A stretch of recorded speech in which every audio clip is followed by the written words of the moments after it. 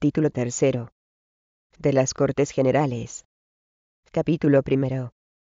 De las Cámaras. Artículo 66. 1. Las Cortes Generales representan al pueblo español, y están formadas por el Congreso de los Diputados y el Senado.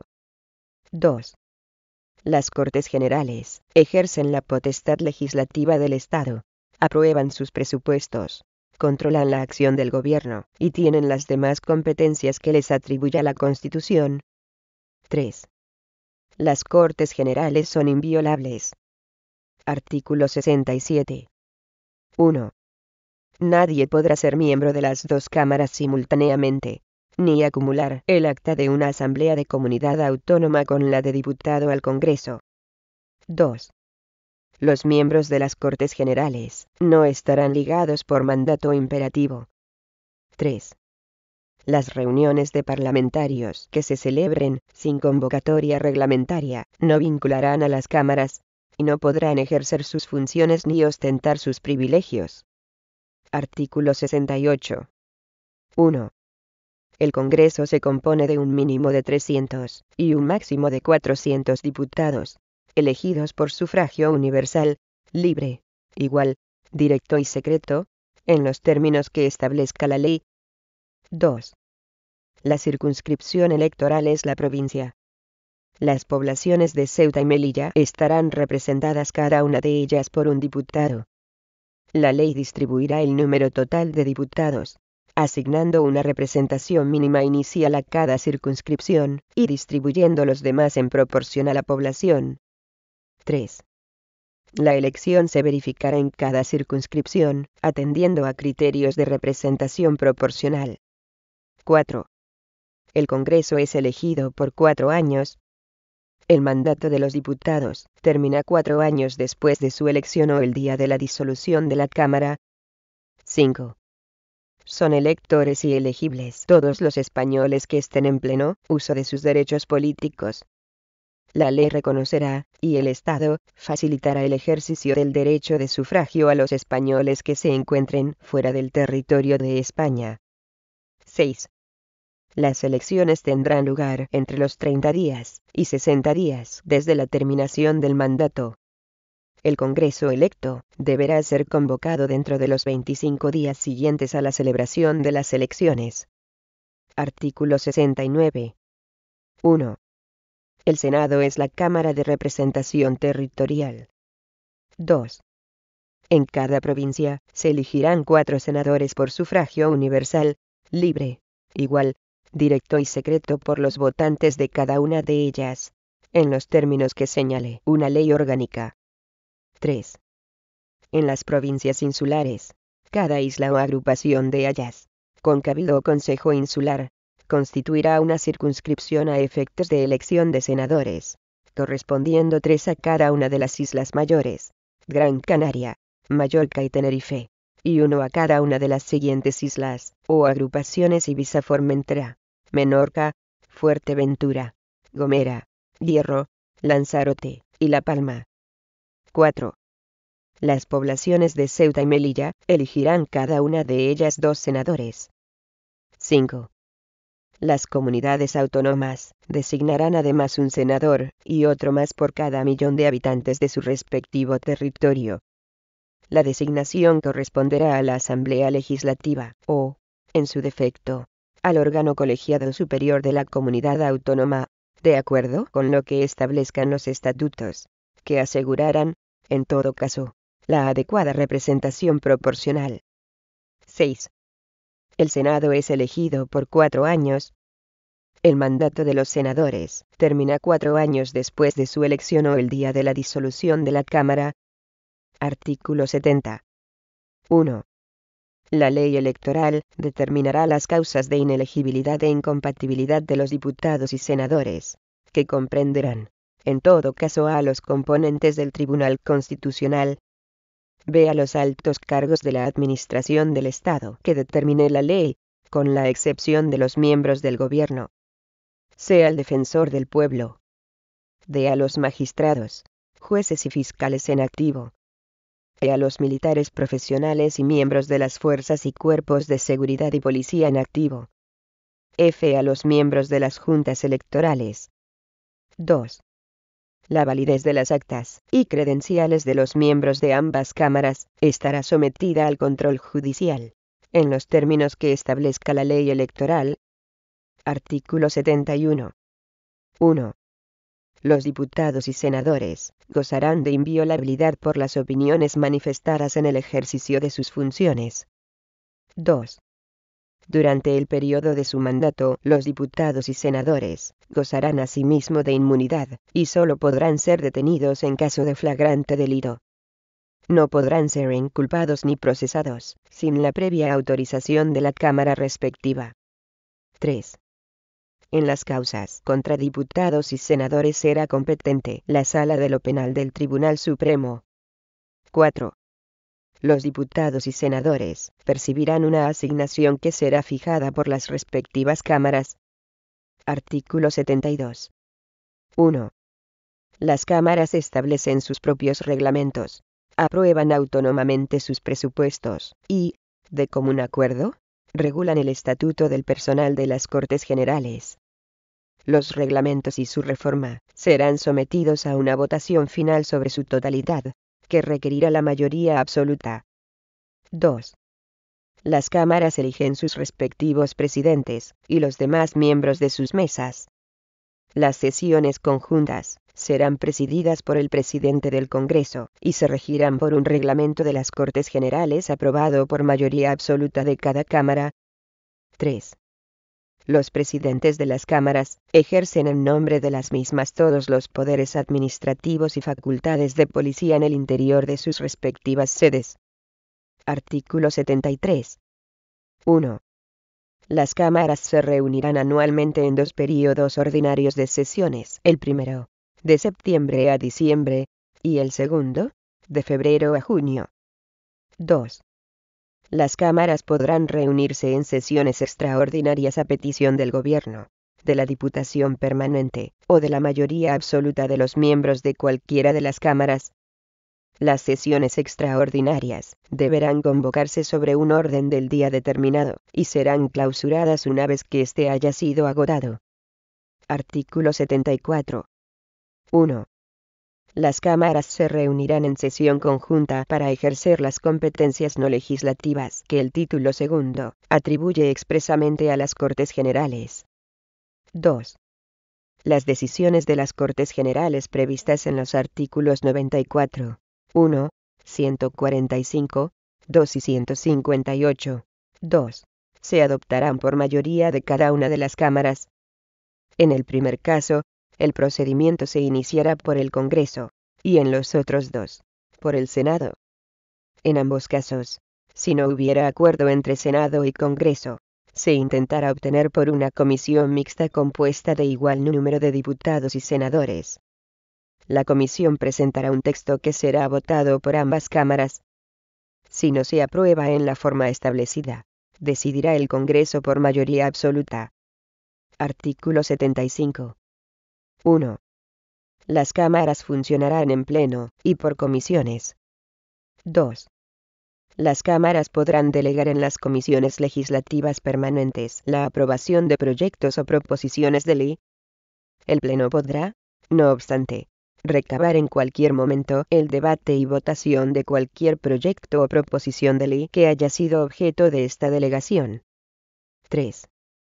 Quedan exceptuados de lo dispuesto en el apartado anterior la reforma constitucional, las cuestiones internacionales, las leyes orgánicas y de bases, y los presupuestos generales del Estado. Artículo 76. 1. El Congreso y el Senado, y, en su caso, ambas cámaras conjuntamente, podrán nombrar comisiones de investigación sobre cualquier asunto de interés público. Sus conclusiones no serán vinculantes para los tribunales, ni afectarán a las resoluciones judiciales, sin perjuicio de que el resultado de la investigación sea comunicado al Ministerio Fiscal para el ejercicio, cuando proceda, de las acciones oportunas. 2. Será obligatorio comparecer a requerimiento de las cámaras. La ley regulará las sanciones que puedan imponerse por incumplimiento de esta obligación.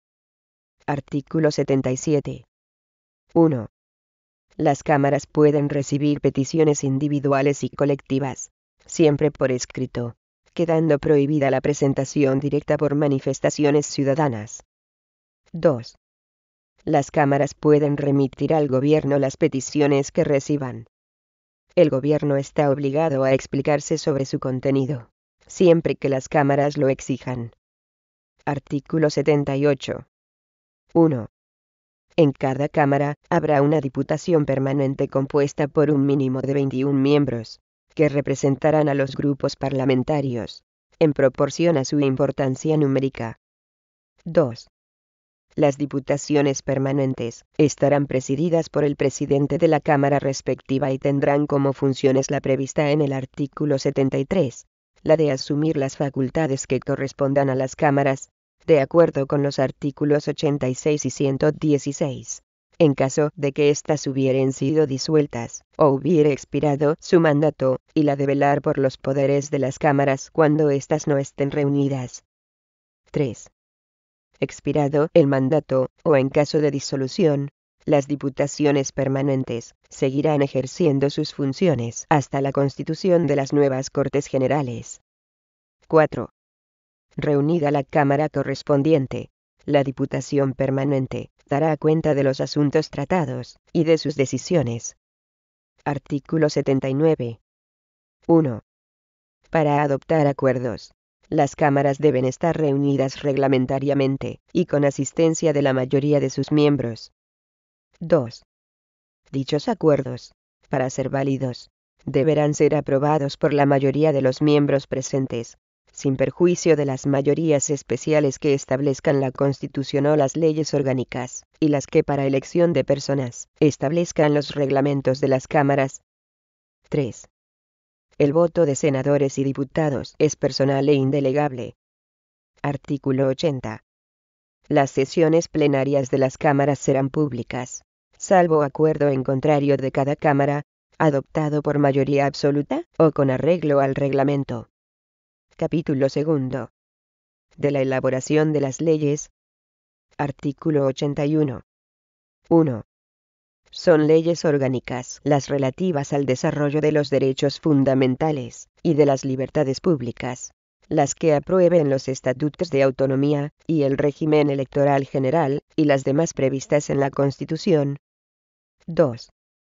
La aprobación, modificación o derogación de las leyes orgánicas exigirá mayoría absoluta del Congreso, en una votación final sobre el conjunto del proyecto. Artículo 82. 1. Las Cortes Generales podrán delegar en el Gobierno la potestad de dictar normas con rango de ley sobre materias determinadas no incluidas en el artículo anterior. 2. La delegación legislativa deberá otorgarse mediante una ley de bases cuando su objeto sea la formación de textos articulados, o por una ley ordinaria cuando se trate de refundir varios textos legales en uno solo. 3. La delegación legislativa habrá de otorgarse al Gobierno de forma expresa para materia concreta y con fijación del plazo para su ejercicio. La delegación se agota por el uso que de ella haga el Gobierno mediante la publicación de la norma correspondiente. No podrá entenderse concedida de modo implícito o por tiempo indeterminado. Tampoco podrá permitir la subdelegación a autoridades distintas del propio Gobierno. 4. Las leyes de bases delimitarán con precisión el objeto y alcance de la delegación legislativa y los principios y criterios que han de seguirse en su ejercicio. 5. La autorización para refundir textos legales determinará el ámbito normativo a que se refiere el contenido de la delegación, especificando si se circunscribe a la mera formulación de un texto único o si se incluye la de regularizar, aclarar y armonizar los textos legales que han de ser refundidos. 6. Sin perjuicio de la competencia propia de los tribunales, las leyes de delegación podrán establecer en cada caso fórmulas adicionales de control. Artículo 83. Las leyes de bases no podrán en ningún caso autorizar la modificación de la propia ley de bases. B. Facultar para dictar normas con carácter retroactivo. Artículo 84. Cuando una proposición de ley o una enmienda fuere contraria a una delegación legislativa en vigor, el gobierno está facultado para oponerse a su tramitación. En tal supuesto, podrá presentarse una proposición de ley para la derogación total o parcial de la ley de delegación. Artículo 85. Las disposiciones del gobierno que contengan legislación delegada recibirán el título de decretos legislativos. Artículo 86. 1. En caso de extraordinaria y urgente necesidad, el gobierno podrá dictar disposiciones legislativas provisionales que tomarán la forma de decretos leyes, y que no podrán afectar al ordenamiento de las instituciones básicas del Estado, a los derechos, deberes y libertades de los ciudadanos regulados en el título primero, al régimen de las comunidades autónomas ni al derecho electoral general. 2. Los decretos leyes deberán ser inmediatamente sometidos a debate y votación de totalidad al Congreso de los Diputados, convocado al efecto, si no estuviere reunido, en el plazo de los 30 días siguientes a su promulgación. El Congreso habrá de pronunciarse expresamente dentro de dicho plazo sobre su convalidación o derogación, para lo cual el reglamento establecerá un procedimiento especial y sumario. 3. Durante el plazo establecido en el apartado anterior, las Cortes podrán tramitarlos como proyectos de ley por el procedimiento de urgencia. Artículo 87. 1. La iniciativa legislativa corresponde al Gobierno, al Congreso y al Senado, de acuerdo con la Constitución y los reglamentos de las cámaras. 2.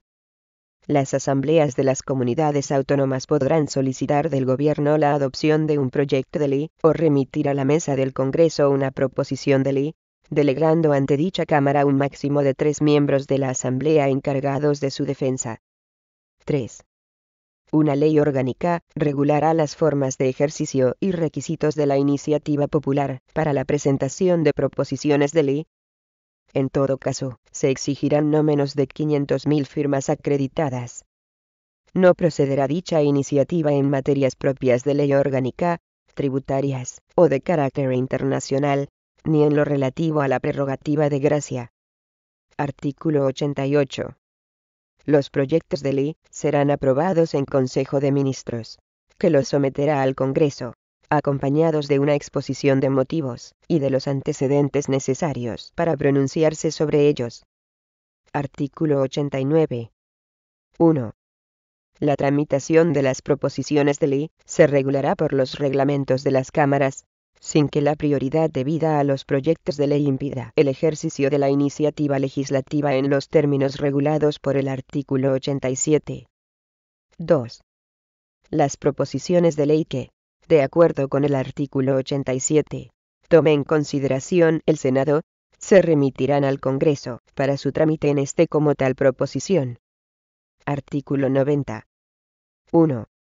Aprobado un proyecto de ley ordinaria orgánica por el Congreso de los Diputados, su presidente dará inmediata cuenta del mismo al presidente del Senado, el cual lo someterá a la deliberación de éste. 2. El Senado, en el plazo de 2 meses, a partir del día de la recepción del texto, puede, mediante mensaje motivado, oponer su veto o introducir enmiendas al mismo. El veto deberá ser aprobado por mayoría absoluta. El proyecto no podrá ser sometido al Rey para sanción sin que el Congreso ratifique por mayoría absoluta, en caso de veto, el texto inicial, o por mayoría simple, una vez transcurridos 2 meses desde la interposición del mismo, o se pronuncie sobre las enmiendas, aceptándolas o no por mayoría simple. 3. El plazo de 2 meses de que el Senado dispone para vetar o enmendar el proyecto, se reducirá al de 20 días naturales en los proyectos declarados urgentes por el Gobierno, o por el Congreso de los Diputados. Artículo 91. El Rey sancionará en el plazo de 15 días las leyes aprobadas por las Cortes Generales, y las promulgará y ordenará su inmediata publicación. Artículo 92. 1. Las decisiones políticas de especial trascendencia podrán ser sometidas a referéndum consultivo de todos los ciudadanos. 2. El referéndum será convocado por el Rey, mediante propuesta del presidente del Gobierno, previamente autorizada por el Congreso de los Diputados. 3. Una ley orgánica regulará las condiciones y el procedimiento de las distintas modalidades de referéndum previstas en esta Constitución. Capítulo 3. De los tratados internacionales.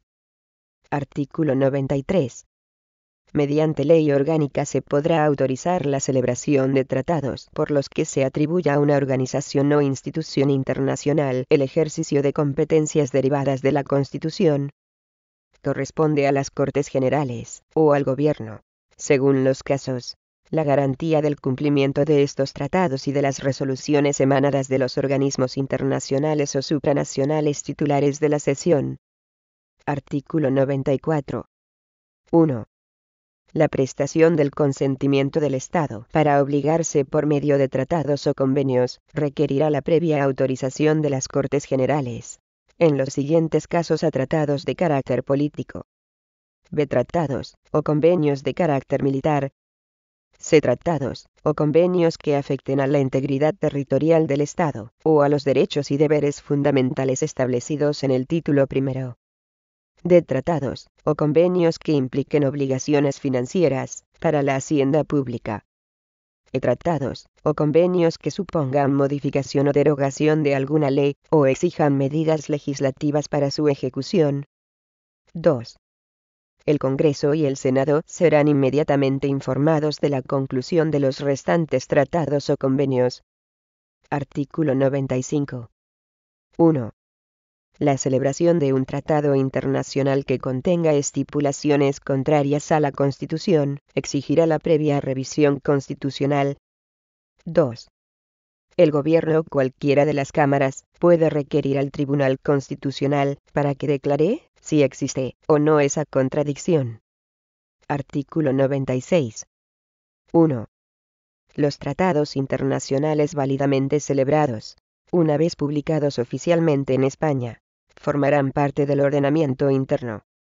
Sus disposiciones solo podrán ser derogadas, modificadas o suspendidas en la forma prevista en los propios tratados, o de acuerdo con las normas generales del derecho internacional.